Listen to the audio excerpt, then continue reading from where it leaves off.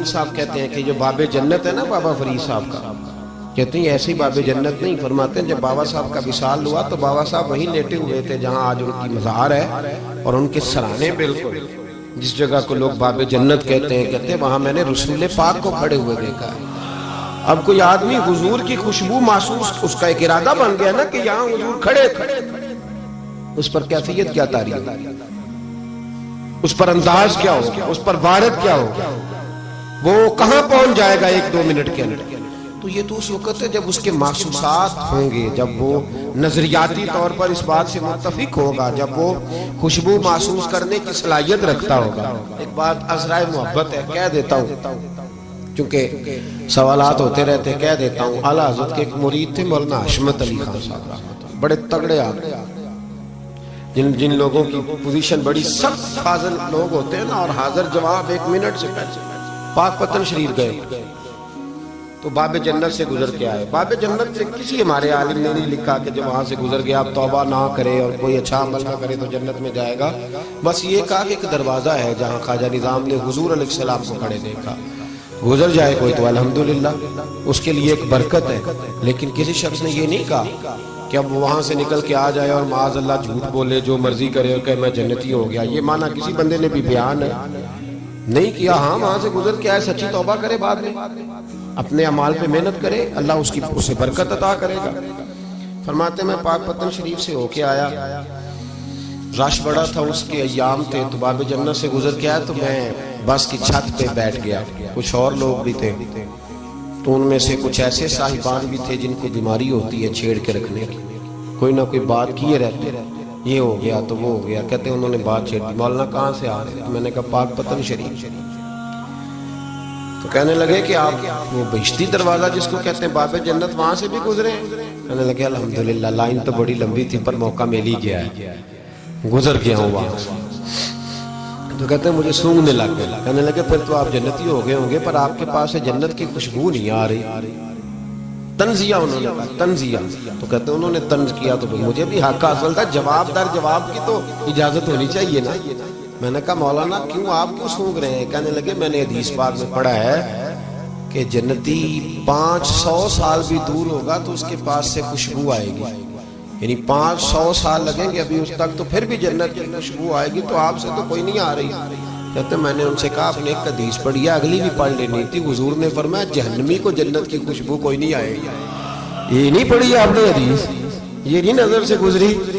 تو کہتے ہیں اب مولانا مجھ سے معذرت کرنے لگے، کہنے لگے یار آپ تو ناراض ہی ہو گئے۔ تو میں نے کہا بھی آپ نے کیوں چھیڑی بات؟ میں نے آپ سے کوئی ڈسکس کیا؟ آپ نے پوچھا کہاں سے، آپ پھر آپ ہی نے کہہ دیا کہ وہاں سے گزرے کہ نہیں جنتی دروازے سے، پھر آپ نے ہی اعتراض کر دیا، تو پھر ہمیں اتنا تو حق حاصل ہے نا، ہم آہ بھی کرتے ہیں تو ہو جاتے ہیں بدنام، اور تم قتل بھی کر دو تو چرچا نہیں ہوتا، ہمیں بھی تو حق حاصل ہے نا، اتنا تو جواب در جواب ہم دے سکتے۔ حضرت بابا فرید الدین گنج شکر رحمت اللہ تعالیٰ علیہ کی اماں کہتی ہیں جب میرا بیٹا پیدا ہونے والا تھا تو میں رب کی بارگاہ میں دعا کرتی تھی، اللہ اگر تو مجھے بیٹا دے تو اس طرح کا دینا بیٹا میرا ہو پر بندہ تیرا ہو، اے اللہ اگر بیٹا دینا تو اس طرح کا دینا میرے اللہ، اس طرح کی مجھے اولاد دینا کہ دودھ وہ میری چھاتی سے پیے پر شکر تیرا ادا کرے، اے اللہ اگر بیٹا دینا تو اس طرح کا دینا کہ قوت روٹی روزی وہ زمین پہ کھائے لیکن اسی زمین پر وہ تیرے دین کا سپاہی بھی بنے،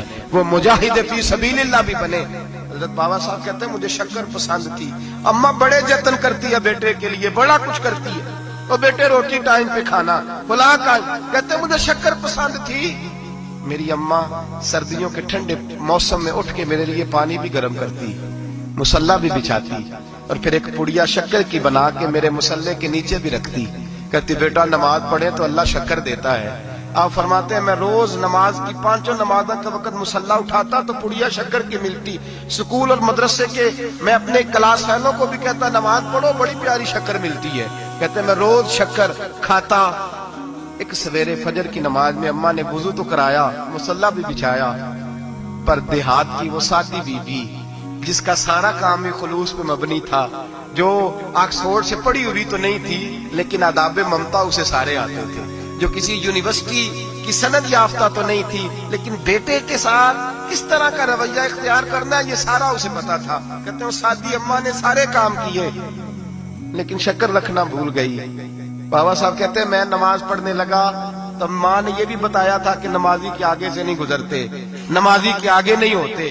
اب اماں کہتی ہے میں مجبور ہوں، درس بھی میں نے دیا ہے، بھول گئی ہوں، اب شکر رکھنے جاؤں گی تو پردہ کھل جائے گا.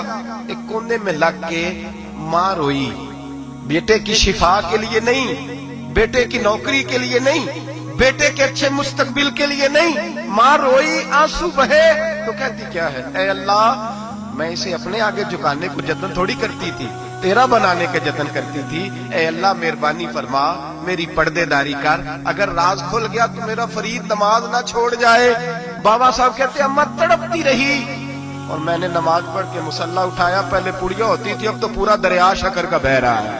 فرماتے ہیں میں نے وہ اٹھائی، شکر کھائی اور میں نے چیخ کے کہا اماں جلدی آ، آج بڑی لذیذ ہے، آج شکر کوئی انوکھی ہے. اور آج تو کمال شکر دی ہے میرے اللہ نے، ایک پڑیا کی جگہ پورا دریا بہ رہا ہے. بابا صاحب رحمت اللہ علیہ فرماتے ہیں میری اماں آئی اور میری اماں نے بازو کھولے تو ماں کی ممتا ہی بتاتی ہے کہ اللہ کی رحمت کس طرح کی ہوتی ہے. کہتے ہیں میں نے اماں کے سینے سے لگا تو اماں رو کے کہنے لگی بیٹے پہلے میں شکر دیتی تھی، آج شکر بنانے والے نے شکر عطا فرمائی ہے. ساری زندگی پیشانی سے سجدے کا نور نہیں گیا، ساری زندگی وہ لذت عبادت نہیں گئی، اس لیے کہ استاد نے ڈنڈے سے نمازی نہیں بنایا تھا، اس لیے کہ پیر صاحب نے یہ کہہ کہ نمازی نہیں بنایا تھا کہ نماز پڑھو گے تو روٹی میں برکت ہو جائے گی، اس لیے کہ علامہ صاحب کا وہ بات سن کے ہم نمازی نہیں بنے تھے کہ اس نماز میں بتایا جاتا ہے کہ بیماریاں ختم ہو جائیں گی نماز پڑھنے سے. اماں نے رب سے جوڑنے کے لیے نمازی بنایا تھا. ساری زندگی بابا صاحب کہتے رہے اٹھ فریدا ستیا چاڑو دے مسیح، چل ہن اٹھ فریدا ستیا چاڑو دے مسیح، او تو ستا ہے رب جاگدا تیری ڈاڈے نال برید. ساری زندگی نماز کی ٹریننگ دینا، اپنے بچوں کو اپنے رب سے جوڑنا، اپنے بچوں کو اللہ کے ساتھ ان کا تعلق بنانا، ان کو رب والا بنانا، انہیں رسول پاک کا غلام بنانا، یہ ڈیوٹی ہے ماں باپ کی. ایک بہت بڑے محدث ہیں، اتنے بڑے محدث ہیں کہ میرے نبی کریم کی مسجد نبوی میں وہ حدیث کے استاد رہے. حضرت ربیہ بن عبد الرحمن نبی پاک کی مسجد نبوی میں حدیث کے استاد ہوئے. اور حضرت حسن بصری جو جناب علی کے شاگرد ہیں وہ بھی حضرت ربیہ کے شاگرد ہوئے. حضرت امام مالک جو 70 سال تک مدینہ اور مکہ میں حدیث پڑھاتے رہے وہ بھی حضرت ربیہ کے شاگرد ہیں. ان کے والد کا نام تھا عبد الرحمن فروغ. تاریخ بغداد میں لکھا ہے کہ بنو امیہ کے دور میں تابعین کے زمانے میں جناب عبد الرحمن بن فروغ گھر سے چلے گئے. ایک روایت ہے بچہ چھوٹا تھا، ایک روایت ہے بچہ ابھی ماں کے پیٹ میں تھا، جہاد کرنے چلے گئے. اس دور میں یہ جہاد ہوتا تھا کہ ایک علاقہ فتح کیا تو مسلمان اگلے علاقے میں چلے گئے، اگلا فتح کیا تو اگلے علاقے، ایک کے بعد دوسرے لوگ پلٹ کے نہیں آتے تھے. حضرت عبد الرحمن گئے 30,000 دینار بیوی کو دے گئے، کہنے لگے سنبھال کے رکھنا.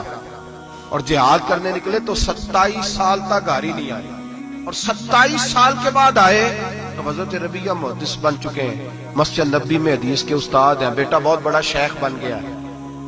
واپس آئے، ہاتھ میں نیزہ ہے، کالی داڑھی تھی ساری سفید ہو گئی، وجود بڑا تگڑا تھا، کمزوری آ گئی. آئے، نیزہ پکڑا ہوا ہے، گھوڑے پہ بیٹھے ہیں، مدینہ منورہ میں گھر ہے. دروازے پہ دستک دی، حضرت ربیہ نے دروازہ کھولا، اندر داخل ہونے لگے تو کہنے لگے بابا تو کدھر گھستا آ رہا ہے؟ کدھر؟ اس نے کہا تو پیچھے ہٹ، تو میرے مکان پہ کب سے قبضہ کر کے بیٹھا ہے.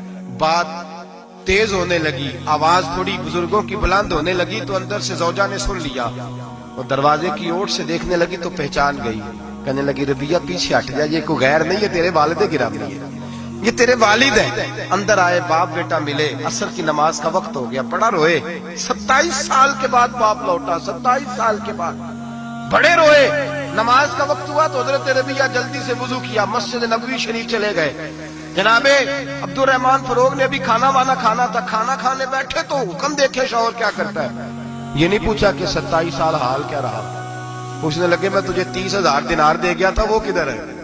تو زوجہ کہنے لگی کھانا کھا لو، عصر کی نماز پڑھ کے آؤ، پھر بتاتی ہوں پیسے کہاں ہیں، آپ کی رقم بڑی اچھی جگہ پہ محفوظ ہے. کہتے میں نماز پڑھنے مسجد گیا، عصر کی نماز کے بعد میرے نبی پاک کے ممبر پر ایک نوجوان بیٹھا ہے. گھر میں تو ان کا انداز ٹوپی پہننے کا تھا نا، سادے عام لباس میں، مسجد نبی میں جبہ پہنا ہے، سر پہ امامہ ہے، خوبصورت لب و لہجے میں رسول اللہ کے ممبر پر بیٹھ کر، نبی پاک کے ممبر پر بیٹھ کر، پتہ نہیں آپ کو اس بات کی لذت نصیب ہو رہی ہے کہ نہیں، عام جگہ نہیں، نبی پاک کے حضور کے ممبر پر بیٹھ کر نبی پاک کی حدیثیں سنا رہے ہیں. اتنا بڑا مقدر؟ کہتے حضرت امام مالک جیسے لوگ، خواجہ حسن بصری جیسے لوگ کاغذ قلم لے کے حدیثوں کی سماعت کر رہے ہیں، ان سے درس لے رہے ہیں۔ جناب عبد الرحمان کہتے ہیں میری نظر اٹھی، کچھ بوڑھا ہو گیا تھا، کچھ اس وقت وہ ٹوپی میں سادے لباس میں تھے، پہچان نہ پایا۔ ایک شخص سے پوچھا یار ہے تو جوان پر اس کے چہرے کی نورانیت میرے دل کو بھا گئی ہے تو جوان پر اس کا حدیثیں بیان کرنے کا انداز میری طبیعت کو گھائل کر گیا، یہ کون ہے جو نبی پاک کی مسجد میں بیٹھ کے حدیثیں بیان کر رہا ہے؟ تو کہتے امام مالک کہنے لگے بابا جی چپ کر جاؤ، ہمارے استاد کے بارے میں اونچے لب و لہجے میں بات نہ کرنا، دیکھتے نہیں کتنے کتنے لوگ بیٹھے ہوئے خاموشی سے۔ تو میں نے کہا مجھے بھی تو بتا دو نا ہے کون؟ تو کہنے لگے کوئی عبد الرحمان فروغ نام کے بزرگ ہیں، یہ ان کے بیٹے ہیں، ربیہ نام ہے۔ کہتے ہیں جب لفظ کہے تو میرے آنسو چھلک کے باہر آئے اور میں حضور کی مسجد میں گر گیا اور رونے لگا کہ یہاں اور میرے رسول پاک سید عالم صلی اللہ علیہ وسلم کے منبر پر اور میرا بیٹا۔ کہتے میں تڑپ کے گھر گیا اور گھر جا کے میں نے اپنی بیوی کو جب دیکھا تو میرے آنسو نکل گئے۔ میری بیوی سمجھ گئی کہ یہ میرے محدث بیٹے کو دیکھ آیا ہے۔ کہتے ہیں بیوی رو کے کہنے لگی میں نے آپ کے 30,000 دینار آپ کے بیٹے کو مصطفیٰ کریم کی حدیث کا استاد بنانے میں خرچ کر دیے، میں نے وہ 30,000 دینار خرچ کر دیے، 30,000 دینار آپ کا بیٹا میں نے۔ تو کہتے ہیں میں اپنی بیوی کی طرف دیکھنے لگا، میں نے کہا قربان جاؤں، میں اگر اللہ کے دین کے رستے میں تھا تو نے میرے ساتھ نیکی کی ہے، میرا بیٹا بھی دین کے رستے پہ لگا دیا۔ میرے بھائی اللہ سے جوڑا، اللہ سے جوڑا۔ سب سے بڑا حوصلہ نا صوفیاء کا ہوتا ہے۔ صوفی بھی کہتے ہیں کہ مرشد ایک بنانا، چلو فیض جہاں سے بھی ملے گا اپنے پیر کا صدقہ ہی ملے گا۔ اس کی دلیل میرے اسا فرمایا کرتے تھے باپ ایک ہوتا ہے، چلو چاچے تو 15 بھی ہو سکتے ہیں لیکن والد، توجہ ہے میری بات پر؟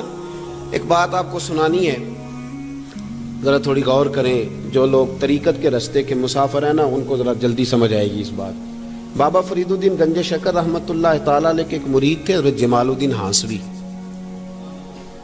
بابا صاحب کو مرید سے بڑا پیار ہو گیا، وہ ہانسا کے رہنے والے بابا صاحب پاک پتن کے، تو وہ بیچارے اکیلے بھائی تھے، والد بھی فوت ہو گیا تو ماں بوڑھی تھی۔ بابا صاحب نے ان سے کہا کہ تو پاک پتن آ جا، کہنے لگے حضور ماں نہیں اجازت دیتی ہے، اگر آپ کہتے ہیں تو آ جاتا ہوں۔ تو بابا صاحب فرمانے لگے اگر نبی پاک نے اویس کرنی کو بلایا ہوتا تو میں بھی تجھے بلا لیتا، لیکن نبی کریم علیہ السلام نے انہیں نہیں بلایا تو لہذا میں تجھے بھی نہیں بلاتا۔ لیکن پیار بڑا تھا تو بابا صاحب کہنے لگے چل تو پاک پتن نہیں آتا تو میں تو تیرے گاؤں آ سکتا ہوں۔ 3 سال بابا جی مرید کی خاطر اس کے گاؤں میں چلے گئے۔ ان بھی پیٹ ٹول جاندے نے مرید کی خاطر، پر مرید بازاروں والا ہونا چاہیے، غریب ہو تو پھر انہوں نے راہ اوکھا لگتا ہے، پھر مشکل ہوتا ہے۔ چلے جاتے ہیں اب بھی چلے جاتے ہیں۔ ماڑا آئے تو انہوں کہنے تو جمعراتی آئی سویرے 8 بجے، ہاں تو کدھر آ گئے؟ تگڑا آئے تو انہوں کہتے ہیں تو بڑی لیٹ آیا، تو تے راتی خواب وچ بھی آیا سویرے۔ خدا بندہ یہ تیرے سادہ دل بندے کدھر جائیں؟ شہنشاہی بھی عیاری ہے اور جو ہے وہ فقر بھی عیاری ہے، شہنشاہی بھی عیاری۔ میرے بھائی سنیں، بابا صاحب نا 3 سال مرید کے ہاں چلے گئے، 3 سال ہانسا میں آپ نے قیام فرمایا، 3 سال۔ والدہ تو ان کی جلدی انتقال کر گئی لیکن بابا صاحب وہیں رہ گئے تھے۔ وہ حضرت جمال الدین بڑے خوبصورت تھے، بڑے پیارے تھے، ویسے بھی ادائیں بڑی اچھی تھی ان کی، عالم فاضل تھے۔ حضرت خواجہ بہاؤالدین زکریا ملتانی ایک دفعہ پاک پتن آئے بابا فرید صاحب کو ملنے، تو انہیں جمال الدین ہانسوی پسند آ گئے۔ انہوں نے ملتان جا کے بابا فرید کو خط لکھا کہ میرے سارے مرید اور خلفاء لے لے پر اپنا جمال الدین مجھے دے دے۔ تو بابا صاحب نے جواب میں ایک کی جملہ کا اور بڑا شاندار کہا، کہنے لگے بہاؤالدین حد کرتے ہو، کبھی کسی نے اپنا جمال بھی کسی کو دیا ہے؟ یہ تو میرا جمال ہے، یہ بھی کبھی کسی نے کسی کو دیا ہے؟ اللہ اکبر۔ انہوں نے نا کوئی روحانی کشش ڈالی حضرت جمال الدین ہانسوی کے دل پہ۔ تو بابا صاحب اسباق پڑھا رہے تھے شاگردوں کو، تو حضرت جمال الدین ہانسوی آ گئے، آ کے کہنے لگے حضور میں نے ملتان جانا ہے۔ بابا صاحب نے فرمایا کوئی کام ہے، کوئی مجبوری ہے، کوئی رشتہ داری ہے؟ سمجھ گئے بابا فرید صاحب کے معاملہ پیچھے سے گڑبڑ ہو گیا، کیا مسئلہ ہے؟ کہنے لگے حضور میں نے حضرت بہاؤالدین زکریا سے ملنا ہے۔ محبت میں شراکت داری نہیں قبول ہوتی نا، باقی معافیاں مل جاتی ہیں، شراکت داری کی کوئی معافی یہ تو نے کیوں کی؟ شریک تو نے کیسے بنا لی؟ ایک در پھڑیے تے محکم پھڑیے تے ایک دئی ہو کے مریے، یہ تو نے کیا کیا؟ فرمانے لگے اچھا بہاؤدین زکریا سے ملنا ہے؟ کہا ہاں۔ پیار بڑا تھا بابا صاحب کا خواجہ بہاؤدین زکریا سے، محبت بڑی تھی۔ فرمایا اچھا میں تیری خاطر یہاں آیا ہوں اور تو نے کوئی قدر ہی نہیں ڈالی، تو کہتے آگے جانا ہے، جا اب تو اسی کے پاس جائے گا۔ حضرت جمال الدین آنسوی کہتے ہیں میں نکل آیا پر سینے کا نور سارا رخصت ہو، نہ میں ملتان جا سکا اور نہ میں بابا صاحب کا رہ سکا۔ 3 سال ہو گئے معافیاں مانگتے، پر بابا صاحب نے فرمایا یار میں تیری خاطر بڑھاپے میں یہاں آیا اور تو نے سوچا ہی نہیں، تو نے قدر ہی نہیں ڈالی، تو نے یہ کیا کیا میرے ساتھ۔ ایک تاجر آیا کرتا تھا بابا فرید صاحب سے ملنے سال کے بعد، وہ آیا تو اس نے لوگوں سے پوچھا کہ وہ کدھر ہے جمال الدین جس سے سلام لے کے بابا صاحب سے لوگ ملتے تھے، جو رستہ تھا بابا صاحب کی طرف جانے کا۔ کہا وہ تو روڑی کے ڈھیر پہ بیٹھے۔ وہ ملنے گئے اور جب جا کے ملے نا حضرت جمال الدین سے تو وہ رو پڑے۔ کہا کیا ہوا؟ کہنے لگے بس ہوا یہ کہ میں اس کی قدر نہیں ڈال سکا، جو قدر مجھے کرنی چاہیے تھی نا یار کی میں وہ قدر کر سکا، میں قدر نہیں کر سکا، یہ مجھے سزا ملی۔ کہا ان سے کہنا معاف کر دے۔ وہ تاجر بڑا پیارا تھا، بابا صاحب رات کو پیر دبا رہا تھا، وہ تاجر بابا صاحب کے، اس کا خیال تھا لوگ سارے جائیں گے تو بات کروں گا، پیر دباتے دباتے ساری دنیا چلی گئی، وہ بیٹھا رہا۔ بابا صاحب بولے، فرمانے لگے جاتا کیوں نہیں؟ جمال الدین کی بات کرنی ہے، جمال الدین کا ذکر کرنا ہے، چل کر۔ میں کہا حضور اب دیکھا نہیں جاتا، مہربانی فرمائیں۔ فرمایا یار اس نے دیکھ میرے ساتھ کیا کیا ہے، میں علاقہ چھوڑ کے یہاں آیا اس کی خاطر، اور وہ کہتا ہے میں نے آگے جانا ہے، اس نے توجہ ہی نہیں کی، اس نے میری محبت کو سمجھا ہی نہیں۔ فرمایا اسے کہنا میں اسے بھولا نہیں، میں روز اس کے لیے دعا کرتا ہوں۔ جا تو کہتا ہے تو اسے لے آ۔ حضرت جمال الدین ہانسوی جب آئے نا، اللہ والے پھر بھی سامنے والے پہ الزام نہیں ڈالتے، جب آئے نا تو کمزور ہو گئے تھے، وجود کمزور ہو گیا، آنکھیں باہر نکل آئیں، تو حضرت بابا صاحب انہیں دیکھ کے نا انہیں پھر بھی کچھ نہیں کہا، کہنے لگے فرید الدین، اپنے آپ کو مخاطب کیا، فرید الدین یہ تو نے کیا کیا؟ کوئی اپنے جمال کا اس طرح کا حال بھی کرتا ہے۔ ان کو جب معافی ملی تو وہ رو پڑے، کہنے لگے حضور میرے لیے دعا کریں، اب میں رضا میں ہی پردہ کر جاؤں۔ ان کا انتقال ہوا اور بابا صاحب نے خود جنازہ پڑھایا۔ سنو بخاری شریف، سنو بخاری، صحیح بخاری، حضرت عمر فاروق رضی اللہ تعالیٰ عنہ فرماتے میں تورات پڑھ رہا تھا، نبی پاک علیہ السلام مسجد نبوی میں آئے تو میں تورات پڑھ رہا تھا، تورات۔ حضور نے آتے پوچھا عمر کیا کر رہے ہو؟ یا رسول اللہ صلی اللہ علیہ وسلم تورات پڑھ رہا ہوں جو حضرت موسیٰ علیہ السلام پہ نازل ہوئی، اللہ کی کتاب۔ نبی کریم علیہ السلام، حضرت عمر کہتے ہیں کبھی مجھ سے ناراض نہیں ہوئے، پر آج حضور ناراض ہو گئے، چہرے پہ جلال آیا، اور محبوب کریم نے فرمایا عمر مجھے اللہ کی عزت کی قسم، اگر آج حضرت موسیٰ حیات ظاہری میں ہوتے تو میرا کلمہ پڑھ کے میری فرما برداری کر، اور تو ان کی کتاب پڑھ رہا ہے، ان کی کتاب۔ مسلمان کو کسی اور طرف نکلنے کی اجازت، یہاں تو گھر میں بھوک ہو نا تو بندہ پڑوسی کے گھر سالن لینے جائے، اور اگر ہر چیز تجھے اپنے گھر ملے، ہر خیر تجھے ملے، پھر تو دائیں بائیں کیوں جائے؟ کس لیے جائے؟ تھوڑا سا اپنے اندر استقامت پیدا کریں، دین کی تہذیب کو بچائیں۔ ہم نے ساری سنتیں کیا ادا کرنی ہیں میرے بھائی؟ ایک مسواک ہے نا ہمارے گھروں سے وہ بھی رخصت ہو گئی۔ امام شورانی فرمایا کرتے تھے جس گھر میں مسواک ہو اللہ کے فرشتے اس گھر کا دیدار کرنے آتے ہیں۔ اس کی جگہ بھی ٹوتھ پیسٹ آ گیا، ذرا انگریزی کا لفظ ہے نا تو اچھا لگتا ہے، ذرا لوگوں کو پتہ چلتا ہے وی آئی پی ہو گئے سارے۔ خدا کا خوف کریں، اپنے دین کے ساتھ اپنے آپ کو وابستہ کریں۔